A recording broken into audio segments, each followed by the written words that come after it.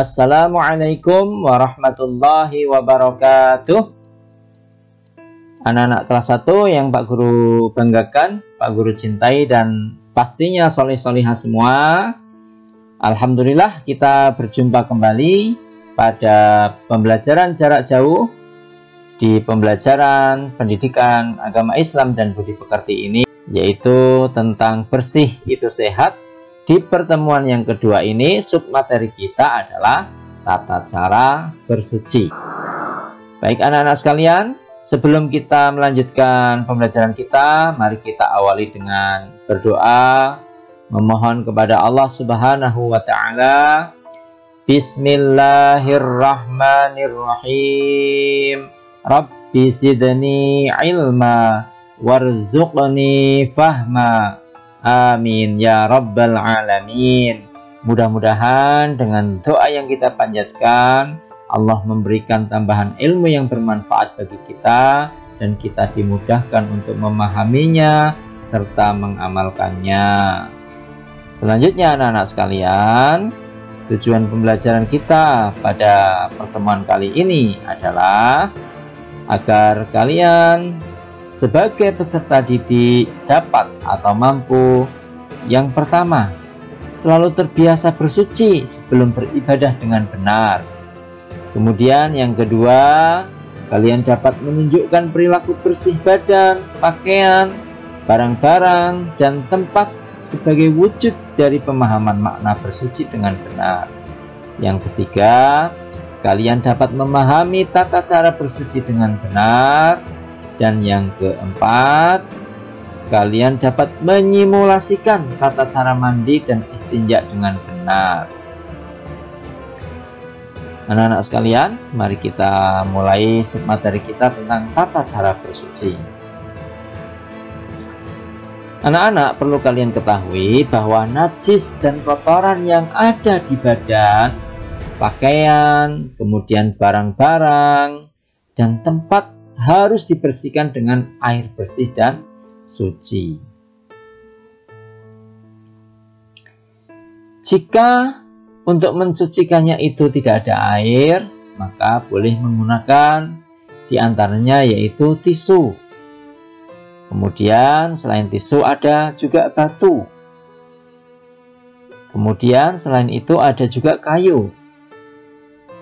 Dan yang selanjutnya adalah daun.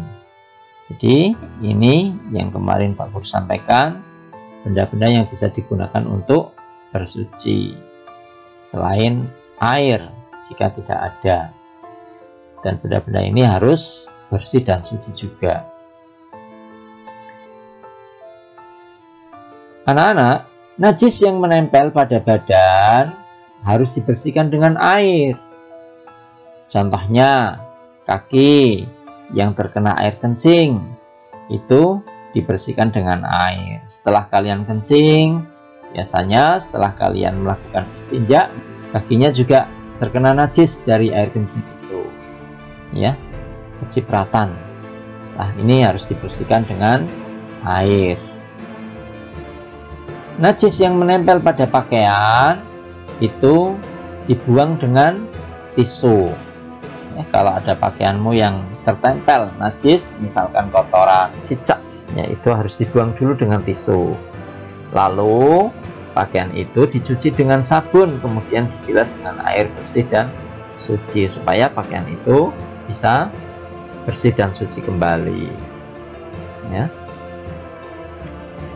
Selanjutnya anak-anak, najis yang melekat pada tempat, ya, pada lantai, itu dibuang dengan kayu atau daun atau sapu terlebih dahulu, ya. Kemudian dibersihkan dengan air atau dipel dengan kain basah yang bersih dan suci. Sekarang kita akan mempraktekkan tata cara bersuci. Praktekkanlah bersuci secara benar anak-anak sekalian. Bersuci harus menggunakan air yang bersih dan suci. Ya, misalkan air yang dipakai untuk bersuci air sumur. Kemudian bisa juga air sungai. Lalu bisa juga dengan air laut. Dan bisa juga dengan air hujan anak-anak sekalian ya. Ini contoh-contoh air yang bisa digunakan untuk bersuci. Selanjutnya anak-anak sekalian, perlu kalian ketahui bahwa air kotor dan berbau itu termasuk golongan air yang najis ya. Air yang tercemar bangkai atau darah juga termasuk najis. Air najis itu tidak boleh digunakan untuk bersuci ya. Selanjutnya, kain atau tisu yang sudah terkena najis itu juga termasuk benda yang najis. Benda yang sudah terkena najis itu tidak boleh digunakan untuk bersuci. Itu kesimpulannya. Tata cara bersuci. Yang pertama, mensucikan badan anak-anak. Mensucikan badan antara lain mandi ya. Kemudian bersuci setelah buang air besar atau BAB. Selanjutnya bersuci setelah buang air kecil atau BAK. Bagaimana caranya? Ya, ini biasa kalian lakukan. Mudah-mudahan cara kalian bersuci atau mensucikan badan ini sudah sesuai dengan yang ada di sini. Yang pertama, mandi anak-anak ya. Ketika mandi, siram badan dengan air hingga merata terlebih dahulu ya. Jadi basahi badan kita dengan air terlebih dahulu secara merata. Kemudian gosok seluruh anggota badan dengan sabun mandi. Kemudian setelah itu bilas dengan air secara merata. Kemudian setelah itu keringkan badan dengan handuk. Selanjutnya anak-anak sekalian, bersuci setelah buang air besar. Ini mensucikan badan. Kita bersuci setelah buang air besar. Setelah buang air besar, dubur pasti terkena kotoran najis kita. Sucikan dengan menyiramnya dengan air. Kemudian digosok dengan jari tangan kiri. Ingat anak-anak ya. Nah, cebok itu dengan tangan kiri. Cucilah hingga bersih dan tuntas ya.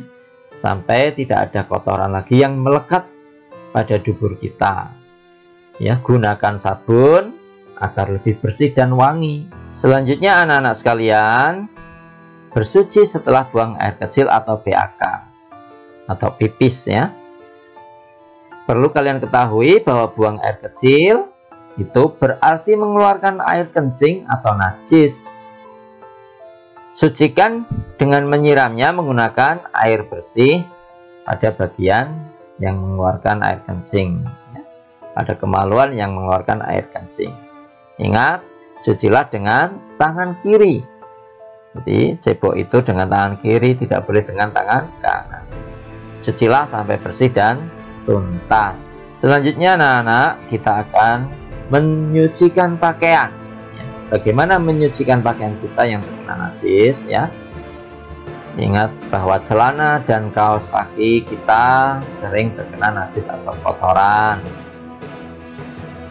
Buang kotoran atau najisnya terlebih dahulu.